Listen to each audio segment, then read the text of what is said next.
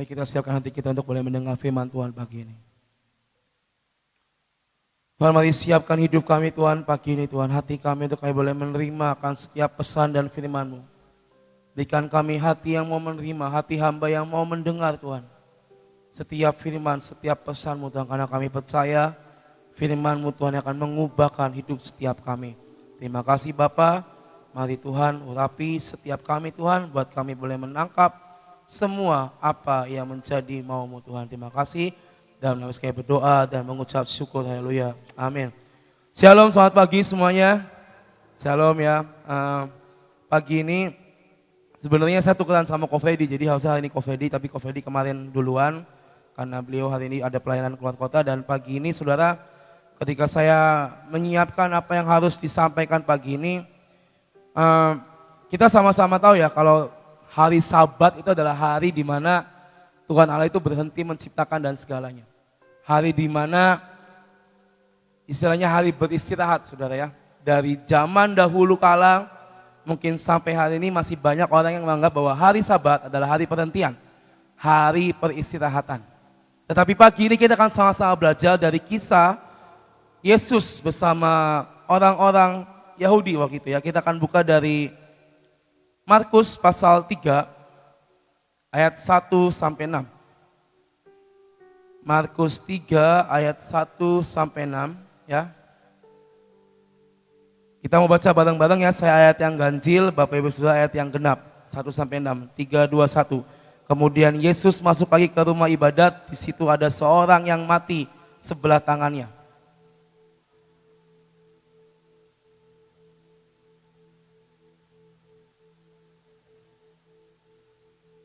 Kata Yesus kepada orang yang mati sebelah tangannya itu, mari berdirilah di tengah.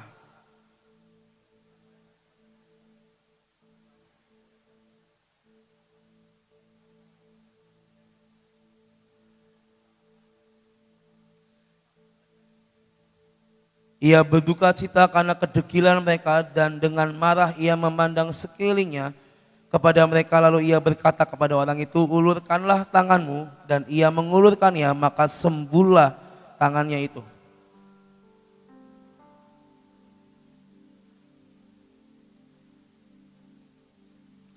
Nah, dari kisah ini Bapak Ibu Saudara, ini Tuhan membuat mukjizat di hari Sabat. Saudara. Tadi saya katakan ada aturan-aturan, ada orang-orang yang masih menganggap bahwa hari Sabat adalah hari di mana semuanya stop, berhenti, nggak boleh ngelakuin apa-apa. Bagi orang-orang Farisi, bagi orang-orang Yahudi pada zaman itu, hari Sabat adalah hari yang sakral. Hari Sabat adalah hari perhentian di mana semua orang nggak boleh ngelakuin apa-apa. Tetapi dari kisah ini, Yesus menyembuhkan orang. Dan mereka menganggap mukjizat ini pun juga sebuah pekerjaan. Makanya di ayat yang awal-awal mereka mengamat-amati supaya kalau Yesus membuat mukjizat, mereka bisa menyalahkan Yesus. Mereka nggak tahu arti kata mukjizat, arti kata kuasa Tuhan yang bekerja dan dengan pekerjaan yang dilakukan oleh badani ini. Bagi para orang-orang Farisi dan Yahudi waktu itu, mereka bilang Sabat adalah hari yang sakral dan gak boleh ada satupun yang ngelakuin apapun.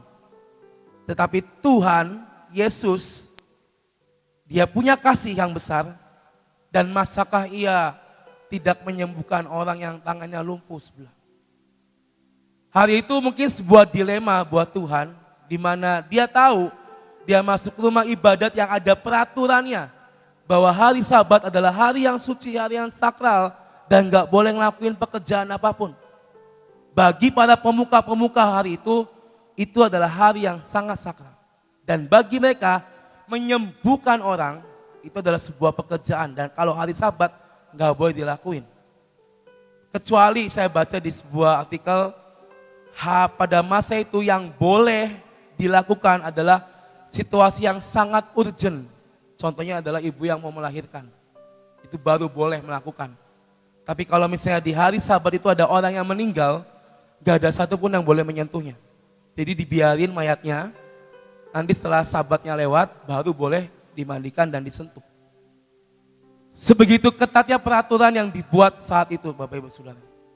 Tetapi Yesus datang dengan kasih, Yesus datang dengan kuasa Tuhan. Dan dia melihat di rumah ibadah itu ada orang yang tangannya lumpuh. Kalau mungkin kita hari itu ada di situasi itu, kita akan melihat dua kubu yang istilahnya yang satu harus ikut aturan, yang satu dengan kasih dan cinta harus menyembuhkan. Bagi Yesus waktu itu adalah sebuah dilema, saudara. Tetapi dia Tuhan yang punya berbagai cara. Dia nggak mungkin istilahnya dengan tega, ya udahlah, udah kamu tunggu sampai Sabat saya baru nyembuhin kamu. Apakah Tuhan seperti itu, saudara? Nggak mungkin. Dan di ayat yang keempat, Tuhan membalikan pertanyaan kepada mereka, manakah yang diperbolehkan di hari Sabat? Berbuat baik atau berbuat jahat? Orang menyembuhkan itu perbuatan baik atau perbuatan jahat, saudara? Baik. Tuhan membuat mukjizat itu perbuatan baik atau perbuatan jahat? Baik. Lalu dikatakan, mana yang lebih baik lagi, menyelamatkan nyawa orang atau membunuh orang? Kalau hari itu mungkin bukan cuma orang lumpuh, tapi orang yang mungkin udah tinggal nyawanya tinggal 5%, saudara. Dan Tuhan gak menyembuhkan dan akhirnya dia harus meninggal, harus mati. Apakah itu disebut perbuatan baik? Apakah Tuhan hanya membiarkan orang itu meninggal atau Tuhan akan membuat mukjizat menyelamatkan nyawa orang itu? Itu pertanyaan yang dibalikan kepada para pemuka agama di rumah ibadat itu waktu itu. Oke, Sabat adalah hari yang sangat sakral. Tetapi Yesus datang dengan kasih. Yesus datang dengan kuat kuasanya Tuhan Allah Bapa. Dan ketika Allah Bapa yang berkehendak sembuhkan orang itu, Yesus gak bisa menghalang-halangi. Even bahkan banyak orang yang menentang dan banyak orang yang mengamati, kalau dia nih nyembuhin ya, berarti dia ngelakuin pekerjaan menyembuhkan orang dan dia melanggar aturan hari Sabat, maka kita bisa menangkap Yesus. Dari awal, para pemuka dan para ahli-ahli ini sudah punya motivasi yang salah. Saya bukan berarti mengajari kita untuk melanggar aturan, tidak. Tetapi melihat motivasi kita, apakah aturan itu baik untuk kita atau aturan itu buruk buat kita. Dan saya percaya apa yang Tuhan kerjakan semuanya baik, benar? Tuhan menyembuhkan itu baik. Tuhan gak mungkin membiarkan dia lumpuh sampai mungkin akhirnya tangannya udah gak bisa diapa-apain lagi, gak mungkin. Dan hari itu Tuhan Yesus menunjukkan bahwa menyembuhkan, membuat mukjizat itu bukanlah sebuah kebiasaan dan bukan sebuah pekerjaan. Maka itu boleh dilakukan di hari Sabat. Tetapi karena orang-orang Farisi itu, para pemuka agama itu punya motivasi yang salah di awal, dia emang udah punya tujuan untuk menangkap Yesus, maka dia menjadikan itu sebagai senjata untuk menyerang Yesus. Tetapi Yesus lebih cerdik dari mereka. Dengan kuat kuasa Tuhan, Yesus membalikan pertanyaan yang gak bisa dijawab oleh orang-orang itu. Hari-hari ini Bapak Ibu Saudara, mungkin kita banyak melihat hal-hal yang mungkin tabu buat kita atau mungkin gak pas di hati kita. Saya pun mungkin ketika dulu dari seorang Kristen yang biasa-biasa aja dan saya belajar banyak hal di tempat ini, di Batra, belajar tentang peperangan rohani, belajar tentang semua hal-hal profetik. Mungkin bagi saya dulunya itu, ini apa ya? Ini kau ngapain ya? Jujur saya pernah, waktu itu ibadah di tempat ini, jadi waktu itu tuh harus ngilingin, jadi ada tindakan profetik harus ngilingin beberapa kali. Karena saya newbie, saya itu baru, saya cuma bisa melihat, ini orang-orang lagi ngapain ya, muter-muter. Emang gak pusing yang kepalanya. Nah, kadang kalau kita memakai pikiran kita, mungkin semua hal yang mungkin Tuhan kasih dan Tuhan ajarkan terlihat aneh, saudara. Terlihat, wah ini gak bener nih, oh ini gak wajar nih. Tapi kita ditempa, kita diajar untuk kita boleh mendengar suara Tuhan, benar? Kita diajar untuk kita boleh mengikuti setiap didikan Tuhan. Apa yang Tuhan firmankan, itu yang kita lakukan. Tetapi kadang kita membuat peraturan di hidup kita, di pikiran kita, bahwa itu gak benar. Itu mungkin hal-hal yang nggak baik atau mungkin sudah menyeleweng A, B, C, D, E, Z. Saya sering mendengar banyak orang-orang di luar bilang, wah Gracia itu bla bla bla bla bla. I don't care lah ya. Yang penting kita apa ya maksudnya selama kita masih dalam koridor Tuhan, setiap orang boleh berpendapat tapi kita tetap fokus sama apa yang Tuhan perintahkan dalam hidup kita. Nah kadang aturan-aturan itu yang membuat kita menjadi nggak bisa melihat bahwa Tuhan kita lebih besar dari aturan apapun yang dibuat oleh manusia.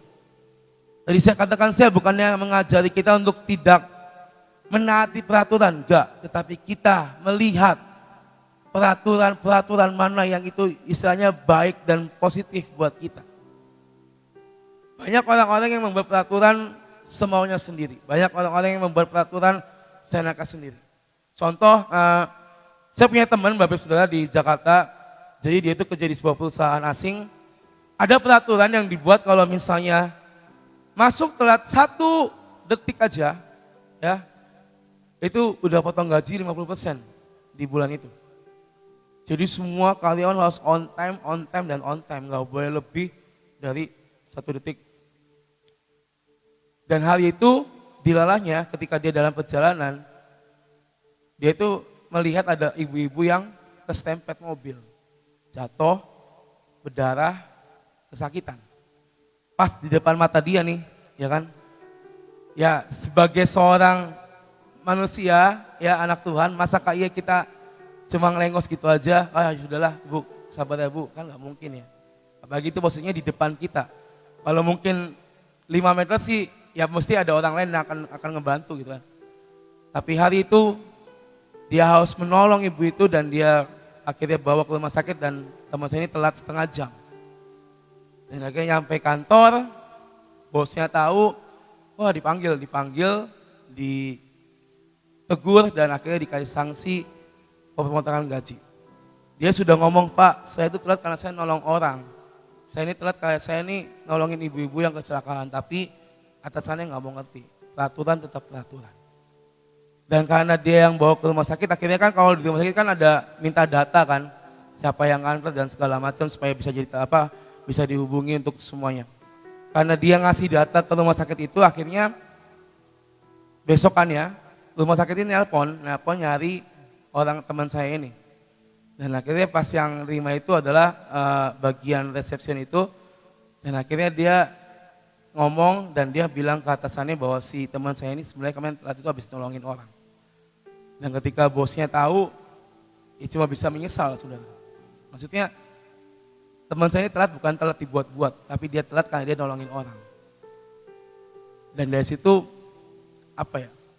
teman saya belajar bahwa oke, peraturan dibuat emang untuk kita taati, tetapi berbuat baik, tetapi saya percaya sih apa yang dia korbankan hari itu Tuhan pasti gantikan dalam hidupnya. Dan emang bukti setelah bosnya tahu nggak jadi dipotong saudara gajinya, malah dikasih lebih sama bosnya. Dan hari itu saya belajar dari kisah teman saya, berbuat baik kita nggak mengenal batasan, aturan dan segala macam saudara. Ketika itu datang dari Tuhan, lakukanlah dalam hidup kita. Karena berbuat baik tidak ada aturannya di mana, kapan, dan siapa. Tapi kepada siapa saja yang berbuat baik itu Tuhan disenangkan. Ada sebuah quotes mungkin kamu bisa tampilkan. Yang tadi saya kirim. Nah, orang yang hidup dalam kebenaran tak akan takut melakukan kebenaran firman Tuhan. Teman saya ada orang yang taat, dia pelayan Tuhan, dia sangat cinta Tuhan. Dan dia hidup dalam kebenaran. Karena dia hidup dalam kebenaran berarti dia nggak takut melakukan kebenaran firman Tuhan.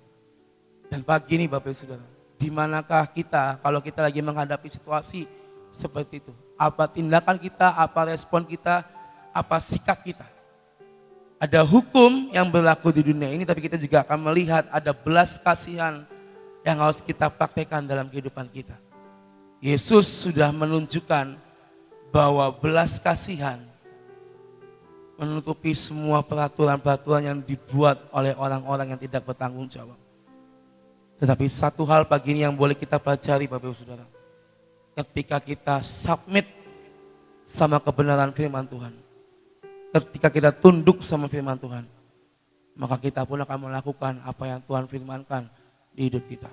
Dan apa yang Tuhan firmankan, apa yang Tuhan suruh, itu baik buat kita. Amin. Tuhan gak mungkin nyuruh kita yang jahat. Tuhan gak mungkin nyuruh kita yang tidak benar. Tapi apa yang Tuhan firmankan, apa yang Tuhan suruh, itu baik buat setiap kita. Dan saya percaya hukum dan belas kasih menjadi pembelajaran kita hari ini. Hukum mengarahkan kita kepada keteraturan dan kebaikan bersama. Tetapi belas kasih menuntun kita kepada keselamatan yang kekal. Jadi hari ini saudara, bukan berarti saya nyuruh jangan taati peraturan, enggak. Tetap menaati peraturan yang berlaku dan yang baik buat kita. Dan tetap lakukan belas kasihan yang sudah Tuhan ajarkan buat kita. Karena saya percaya kita diciptakan Tuhan bukan cuma buat duduk diam, bukan cuma buat memenuhi bumi, tetapi kita punya tujuan, kita punya tugas yang Tuhan berikan dalam hidup kita. Sebentar lagi kita mau ngerayain Paskah, saudara. Entah ini Paskah yang keberapa, mungkin ini adalah Paskah yang ke-33 buat saya. Mari kita maknai Paskah ini dengan sesuatu yang beda, saudara. Kita boleh hidup sampai pada pagi hari ini semua karena Tuhan. Saya pernah ngebayangin di rumah ya, kalau misalnya hari itu Tuhan Yesus kabur dari kayu salib. Entah mungkin saya ada atau enggak. Saya tuh saya kalau di kamar tuh sering-sering, bukan menghayal tapi sering mikir. Jadi saya ini kalau hari itu Tuhan Yesus kabur ya, gak mau disalib, gak mau dipaku, gak mau dicambuk. Ya apakah kita ada hari ini? Apakah saya ada hari ini? Kadang saya mikir ya, kok Tuhan kok mau ya? Maksudnya rela disiksa buat orang-orang yang dia gak kenal semuanya. Mungkin kalau posisinya kita ada hari itu sebagai Tuhan Yesus, mungkin kalau saya mungkin akan kabur ya. Maksudnya itu hal yang menakutkan bagi daging kita, saudara. Dicambuk, disiksa, dipaku, segala macam, mati. Itu hal yang menakutkan. Tetapi Yesus karena kasih Allah Bapa, Dia mau menanggungnya untuk kita semua. Dan hari ini, tahun ini, Paskah ini, apa yang bisa kita beri buat Tuhan? Apakah dengan biasa-biasa aja, yang penting saya ibadah Paskah, selesai, tanpa ada perbuatan nyata dari hidup kita. Tapi saya percaya ketika kita meresponi dengan benar, kita menjadi pelaku-pelaku firman. Itu yang Tuhan ingini dari hidup kita di masa Paskah ini. Amin. Mari saudara, terus bergerak, jangan pernah berhenti dan tetap lakukan kebenaran firman Tuhan. Amin. Mari kita tutup, kita mau terima pengurapan Tuhan, kita mau berdoa pagi hari ini. Biar Tuhan sendirian terus mengajarkan pada setiap kita apa yang harus kita perbuat, apa yang harus kita lakukan dalam hidup setiap kita. Tuhan, kami percaya Tuhan pagi ini Kau yang mengajarkan kami tentang hukum dan belas kasih Tuhan. Kami tahu Tuhan ada peraturan-peraturan yang harus kami taati.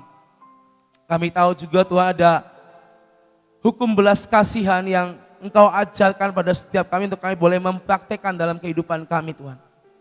Mari buat kami bisa Tuhan mencerna semuanya ini Tuhan, untuk kami bisa melakukan dengan tepat seperti apa yang Tuhan mau. Untuk kami boleh berbuat baik kepada sesama kami, untuk kami boleh berbuat baik kepada bawahan kami mungkin, kepada teman-teman kami, kepada mungkin anggota keluarga kami dan semuanya Tuhan. Mari ajar kami Tuhan, untuk kami boleh terus berbuat baik, punya belas kasih. Karena kami tahu setiap apapun yang kami lakukan di dalam nama Yesus, gak ada satupun yang gagal dan gak ada satupun yang tidak baik buat setiap kami.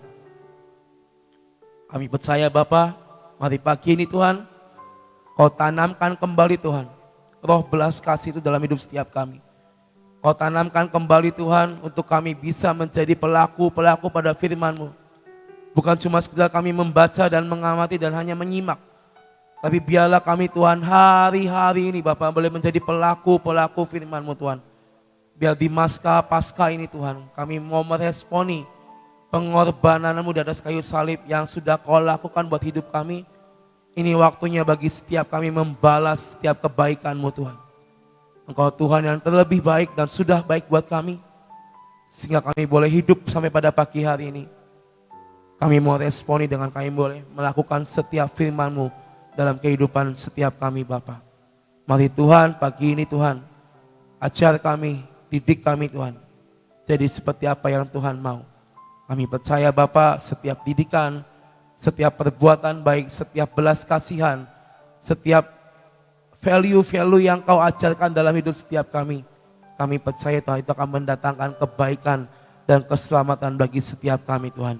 Kami percaya Bapa, biar pagi ini Tuhan, mari Tuhan apapun Tuhan yang menjadi masalah hidup dalam setiap kami mau bawa di hadapan Engkau Tuhan, kami percaya Engkau Bapa yang sanggup mengubahkan dan Engkau Bapa yang sanggup menyelesaikan segalanya, dan kami percaya Tuhan hidup kami Tuhan pagi hari ini kami mau terima kebebasan dan kelepasan yang daripada Tuhan dalam hidup setiap kami Tuhan. Kami percaya nggak ada satupun yang bisa menghalangi kami untuk kami boleh on fire kepadamu, untuk kami boleh berapi-api kepadamu, karena kami percaya tubuh jiwa roh kami sudah menyatu dengan Engkau Tuhan. Terima kasih Bapa.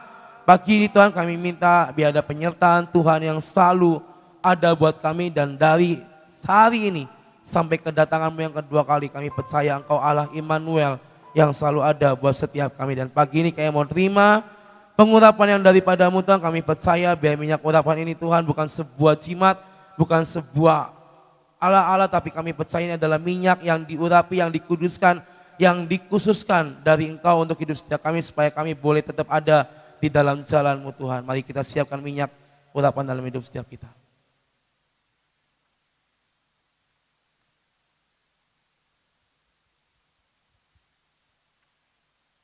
Tuhan, kami mengangkat setiap tangan kami yang sudah diurapi dengan minyak Tuhan. Kami percaya biar pagi ini Tuhan kami mau urapi hidup kami Tuhan, dari ujung kepala kami Tuhan, kami urapi Tuhan biar kami punya pikiran seperti pikiran Kristus. Kami urapi mata kami, biar mata kami melihat dan dicelikan seperti apa yang Tuhan mau. Biar telinga kami boleh mendengar, kami ada filter dalam telinga kami, sehingga apa yang kami dengar adalah hal-hal yang baik, hal-hal yang membangkitkan dan membangun setiap kami. Kami mau urapi mulut bibir kami Tuhan. Kami percaya Kau ciptakan mulut kami bukan untuk berdusta, tapi Kau menciptakan mulut untuk kami bisa bersaksi, bisa berkhotbah, bisa mendeklarasikan, bisa mengabarkan semua kebaikan Tuhan, untuk kami bisa menyebarkan kepada sesama kami Tuhan. Kami mau urapi Tuhan hati kami, biar hati ini Tuhan terus melekat seperti apa yang Tuhan mau, melekat dengan hati Tuhan, sehingga kami boleh tetap menyatu dengan Engkau. Kami mau urapi Tuhan setiap tegal tengkuk kami Tuhan.